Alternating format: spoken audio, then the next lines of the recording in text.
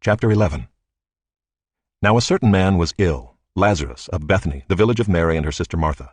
It was Mary who anointed the Lord with ointment and wiped his feet with her hair, whose brother Lazarus was ill. So the sisters sent to him, saying, Lord, he whom you love is ill. But when Jesus heard it, he said, This illness does not lead to death. It is for the glory of God, so that the Son of God may be glorified through it. Now Jesus loved Martha and her sister and Lazarus. So when he heard that Lazarus was ill, he stayed 2 days longer in the place where he was. Then after this he said to the disciples, Let us go to Judea again. The disciples said to him, Rabbi, the Jews were just now seeking to stone you, and are you going there again? Jesus answered, Are there not 12 hours in the day? If anyone walks in the day, he does not stumble, because he sees the light of this world. But if anyone walks in the night, he stumbles, because the light is not in him. After saying these things, he said to them, Our friend Lazarus has fallen asleep, but I go to awaken him. The disciples said to him, Lord, if he has fallen asleep, he will recover. Now Jesus had spoken of his death, but they thought that he meant taking rest in sleep. Then Jesus told them plainly, Lazarus has died, and for your sake I am glad that I was not there, so that you may believe. But let us go to him. So Thomas, called the twin, said to his fellow disciples, Let us also go, that we may die with him. Now when Jesus came, he found that Lazarus had already been in the tomb 4 days. Bethany was near Jerusalem, about 2 miles off, and many of the Jews had come to Martha and Mary to console them concerning their brother. So when Martha heard that Jesus was coming, she went and met him, but Mary remained seated in the house. Martha said to Jesus, Lord, if you had been here, my brother would not have died. But even now I know that whatever you ask from God, God will give you. Jesus said to her, Your brother will rise again. Martha said to him, I know that he will rise again in the resurrection on the last day. Jesus said to her, I am the resurrection and the life. Whoever believes in me, though he die, yet shall he live. And everyone who lives and believes in me shall never die. Do you believe this? She said to him, Yes, Lord. I believe that you are the Christ, the Son of God, who is coming into the world. When she had said this, she went and called her sister Mary, saying in private, The teacher is here and is calling for you. And when she heard it, she rose quickly and went to him. Now Jesus had not yet come into the village, but was still in the place where Martha had met him. When the Jews who were with her in the house, consoling her, saw Mary rise quickly and go out, they followed her, supposing that she was going to the tomb to weep there. Now when Mary came to where Jesus was and saw him, she fell at his feet, saying to him, Lord, if you had been here, my brother would not have died. When Jesus saw her weeping, and the Jews who had come with her also weeping, he was deeply moved in his spirit and greatly troubled. And he said, Where have you laid him? They said to him, Lord, come and see. Jesus wept. So the Jews said, See how he loved him. But some of them said, Could not he who opened the eyes of the blind man also have kept this man from dying? Then Jesus, deeply moved again, came to the tomb. It was a cave, and a stone lay against it. Jesus said, Take away the stone.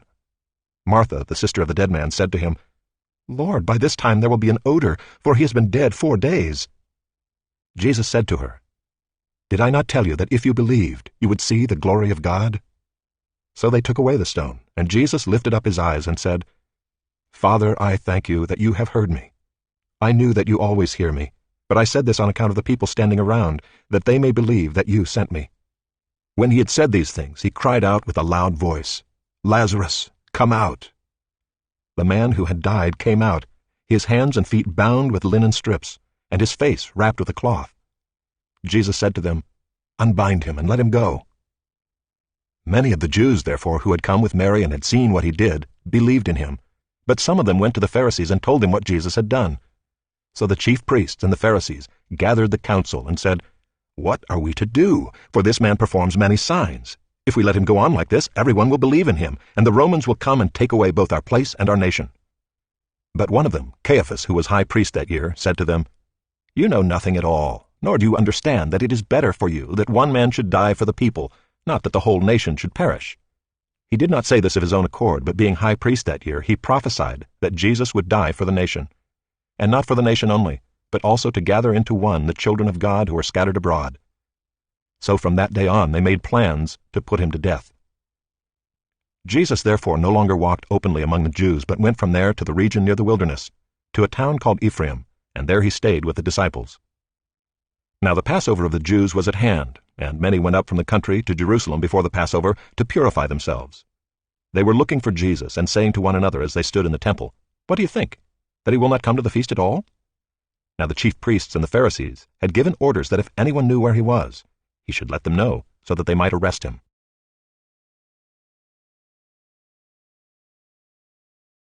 Chapter 12. 6 days before the Passover, Jesus therefore came to Bethany, where Lazarus was, whom Jesus had raised from the dead. So they gave a dinner for him there. Martha served, and Lazarus was one of those reclining with him at table. Mary therefore took a pound of expensive ointment, made from pure nard, and anointed the feet of Jesus, and wiped his feet with her hair. The house was filled with the fragrance of the perfume. But Judas Iscariot, one of his disciples, he who was about to betray him, said, "Why was this ointment not sold for 300 denarii and given to the poor?" He said this not because he cared about the poor, but because he was a thief, and having charge of the money bag, he used to help himself to what was put into it. Jesus said, "Leave her alone, so that she may keep it for the day of my burial. For the poor you always have with you, but you do not always have me." When the large crowd of the Jews learned that Jesus was there, they came, not only on account of him, but also to see Lazarus, whom he had raised from the dead. So the chief priests made plans to put Lazarus to death as well, because on account of him, many of the Jews were going away and believing in Jesus. The next day, the large crowd that had come to the feast heard that Jesus was coming to Jerusalem. So they took branches of palm trees and went out to meet him, crying out, "Hosanna! Blessed is he who comes in the name of the Lord, even the King of Israel." And Jesus found a young donkey and sat on it, just as it is written, "Fear not, daughter of Zion. Behold, your king is coming, sitting on a donkey's colt." His disciples did not understand these things at first, but when Jesus was glorified, then they remembered that these things had been written about him and had been done to him. The crowd that had been with him when he called Lazarus out of the tomb and raised him from the dead continued to bear witness. The reason why the crowd went to meet him was that they heard he had done this sign. So the Pharisees said to one another, "You see that you are gaining nothing. Look, the world has gone after him." Now among those who went up to worship at the feast were some Greeks. So these came to Philip, who was from Bethsaida in Galilee, and asked him, "Sir, we wish to see Jesus." Philip went and told Andrew. Andrew and Philip went and told Jesus. And Jesus answered them, "The hour has come for the Son of Man to be glorified. Truly, truly, I say to you, unless a grain of wheat falls into the earth and dies, it remains alone. But if it dies, it bears much fruit. Whoever loves his life loses it, and whoever hates his life in this world will keep it for eternal life. If anyone serves me, he must follow me, and where I am, there will my servant be also. If anyone serves me, the Father will honor him. Now is my soul troubled, and what shall I say? Father, save me from this hour? But for this purpose I have come to this hour. Father, glorify your name." Then a voice came from heaven, "I have glorified it, and I will glorify it again." The crowd that stood there and heard it said that it had thundered. Others said, "An angel has spoken to him." Jesus answered, "This voice has come for your sake, not mine. Now is the judgment of this world. Now will the ruler of this world be cast out. And I, when I am lifted up from the earth, will draw all people to myself." He said this to show by what kind of death he was going to die.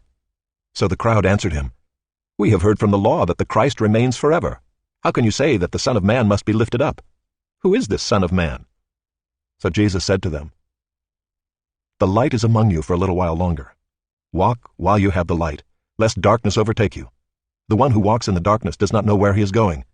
While you have the light, believe in the light, that you may become sons of light." When Jesus had said these things, he departed and hid himself from them. Though he had done so many signs before them, they still did not believe in him, so that the word spoken by the prophet Isaiah might be fulfilled. "Lord, who has believed what he heard from us, and to whom has the arm of the Lord been revealed?" Therefore they could not believe, for again Isaiah said, "He has blinded their eyes and hardened their heart, lest they see with their eyes, and understand with their heart, and turn, and I would heal them." Isaiah said these things because he saw his glory and spoke of him. Nevertheless, many even of the authorities believed in him, but for fear of the Pharisees they did not confess it, so that they would not be put out of the synagogue, for they loved the glory that comes from man more than the glory that comes from God. And Jesus cried out and said, "Whoever believes in me believes not in me but in him who sent me.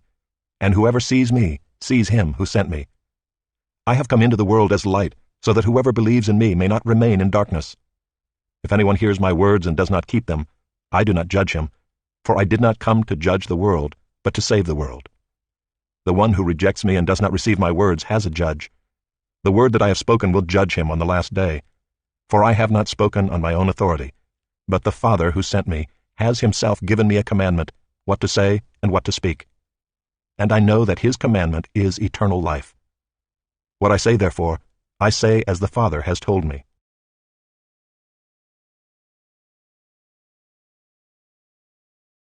Chapter 13. Now before the feast of the Passover, when Jesus knew that his hour had come to depart out of this world to the Father, having loved his own who were in the world, he loved them to the end. During supper, when the devil had already put it into the heart of Judas Iscariot, Simon's son, to betray him, Jesus, knowing that the Father had given all things into his hands, and that he had come from God and was going back to God, rose from supper. He laid aside his outer garments, and taking a towel, tied it around his waist.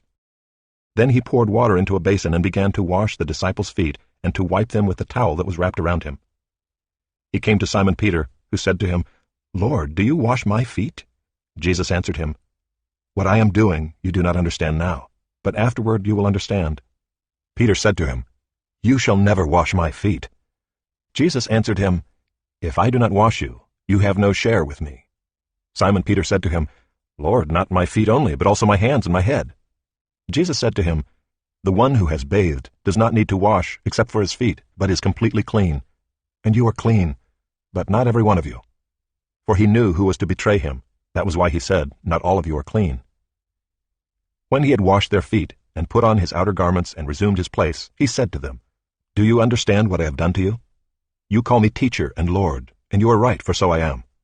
If I then, your Lord and teacher, have washed your feet, you also ought to wash one another's feet. For I have given you an example that you also should do just as I have done to you. Truly, truly, I say to you, a servant is not greater than his master, nor is a messenger greater than the one who sent him. If you know these things, blessed are you if you do them. I am not speaking of all of you. I know whom I have chosen, but the scripture will be fulfilled, 'He who ate my bread has lifted his heel against me.' I am telling you this now before it takes place, that when it does take place, you may believe that I am he. Truly, truly, I say to you, whoever receives the one I send receives me, and whoever receives me receives the one who sent me." After saying these things, Jesus was troubled in his spirit and testified, "Truly, truly, I say to you, one of you will betray me." The disciples looked at one another, uncertain of whom he spoke. One of his disciples, whom Jesus loved, was reclining at table at Jesus' side. So Simon Peter motioned to him to ask Jesus of whom he was speaking. So that disciple, leaning back against Jesus, said to him, "Lord, who is it?" Jesus answered, "It is he to whom I will give this morsel of bread when I have dipped it." So when he had dipped the morsel, he gave it to Judas, the son of Simon Iscariot. Then after he had taken the morsel, Satan entered into him. Jesus said to him, "What you are going to do quickly." Now no one at the table knew why he said this to him. Some thought that because Judas had the money bag, Jesus was telling him, "Buy what we need for the feast," or that he should give something to the poor. So after receiving the morsel of bread, he immediately went out, and it was night. When he had gone out, Jesus said, "Now is the Son of Man glorified, and God is glorified in him. If God is glorified in him, God will also glorify him in himself, and glorify him at once. Little children, yet a little while I am with you. You will seek me, and just as I said to the Jews, so now I also say to you, where I am going you cannot come. A new commandment I give to you, that you love one another. Just as I have loved you, you also are to love one another. By this all people will know that you are my disciples, if you have love for one another." Simon Peter said to him, "Lord, where are you going?" Jesus answered him, "Where I am going you cannot follow me now, but you will follow afterward." Peter said to him, "Lord, why can I not follow you now? I will lay down my life for you." Jesus answered, "Will you lay down your life for me? Truly, truly, I say to you, the rooster will not crow till you have denied me 3 times.